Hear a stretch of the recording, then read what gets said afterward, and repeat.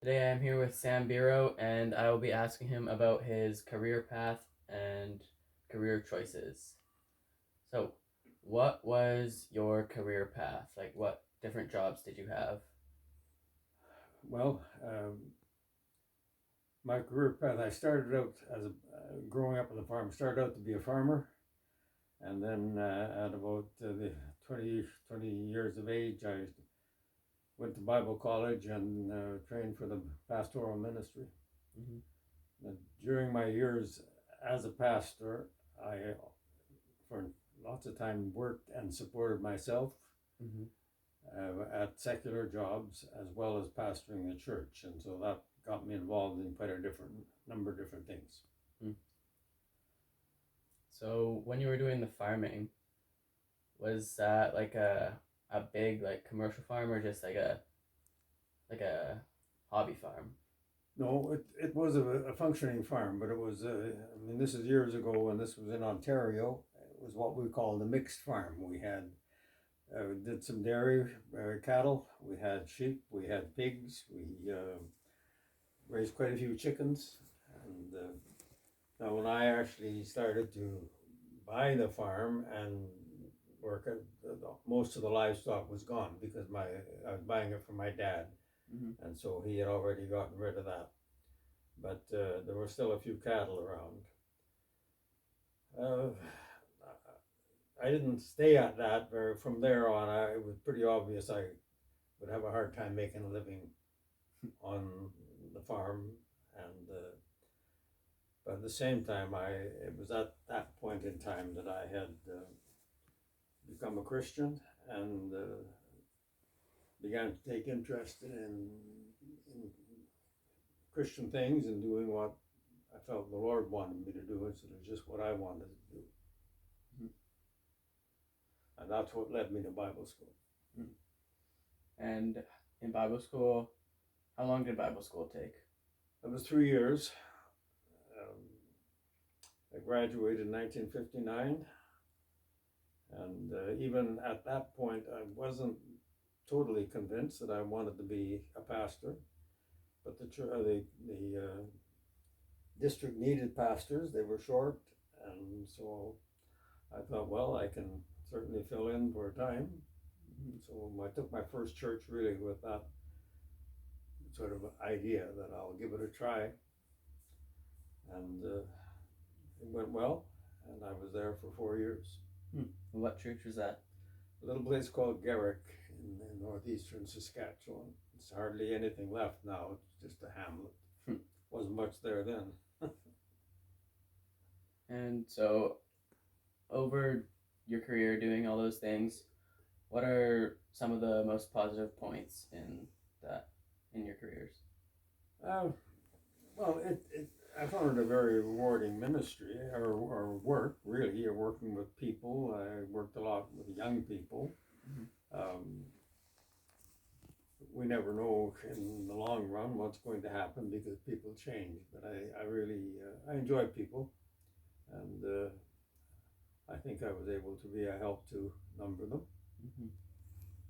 Um, so there was positive, and down through the years, I had that same thing. By and large, the work was very positive. Mostly, it was Mm-hmm. appreciated and effective. So yeah, I would leave it there. And was there any negative points where you thought, I don't really know about this, I should? Well, yeah, of course, and particularly when you're dealing with people, inevitably you're going to at times run into people who aren't that easy to deal with. Don't really agree with what you're. Yeah. Well, and get squabbling among themselves. That would be one of the things. I don't think I ever had anybody who particularly took a dislike to me as a pastor, but I frequently were dealing, or not frequently, times dealing with people in the congregations who were squabbling among themselves. And then, of course, you find yourself kind of caught between Mm-hmm. different opinions. Mm-hmm. So those are always challenging, but you would run into those in a lot of different careers. Wherever you're giving leadership to people, you run into people problems. Mm-hmm. If you were to do that same career again, what would you do differently or change about it? Oh, I don't know if I would make a lot of changes. Um,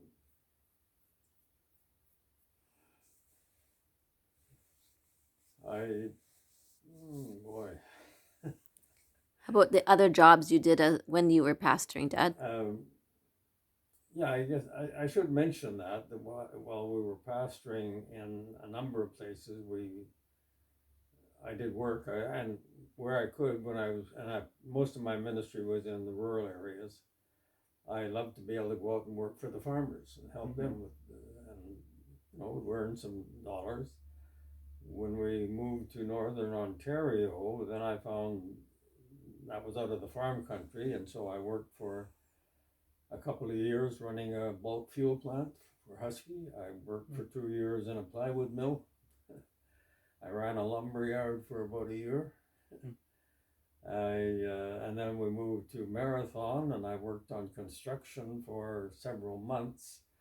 And then I ran a wholesale milk route for the better part of 4.5 years, selling to stores and restaurants rather than and driving out into different communities. So that was rather interesting. And again, I enjoy driving, so I enjoyed those experiences. And would you say that like moving, doing different jobs like that was really helpful in learning a lot of useful skills for your life and the rest of your life? They were certainly useful, but the thing I found best about them, as a pastor, I was meeting people in the workplace on their level. I wasn't the preacher coming in and it really made a difference. People felt that, okay, this guy knows what it's like to work for a living. Yeah. And so were much more willing to deal with me on a more open level basis than just pastor, layperson situation. The other thing I should mention, we did spend 15 years working among the Cree, mainly among the Cree people in Saskatchewan. In a sort of an overseer capacity, I was trying to train people for ministry among them, their own people among themselves. I did some pastoral work among them as well. Again, found them very, very interesting people to work with, very friendly. Very good humor. Once they learned they could trust me, then of course we could joke with each other without any hesitation, and that suited me fine. Superintendent? Superintendent? Oh, eventually I wound up as a district overseer. In some churches it would be referred to as the bishop. There you were more pastoring the pastors and overseeing the churches from that position. And again, very interesting, traveled a lot. We were on the road tremendous amount. I don't have any idea the number of miles. And again, mostly good experiences, well received, people appreciated. Occasionally you're dealing with a problem among people, and then of course they could get a little hostile at times, not in any physical way, but pretty upset with you. So did you travel like just around all of Canada or a certain area? Most of my ministry was in Saskatchewan. That's where I was the overseer, the district superintendent. However, that position made it possible, in fact, obligated me to do some overseas travel to visit some of our missionary work as a district and churches we were supporting. So I had the privilege of traveling mainly to Asia, to China, Hong Kong, Macau, Sri Lanka, Thailand, and even up into mainland China. And what were some of the main things you noticed that were different about kind of the religion there and everything? About Like how what they thought of it, like.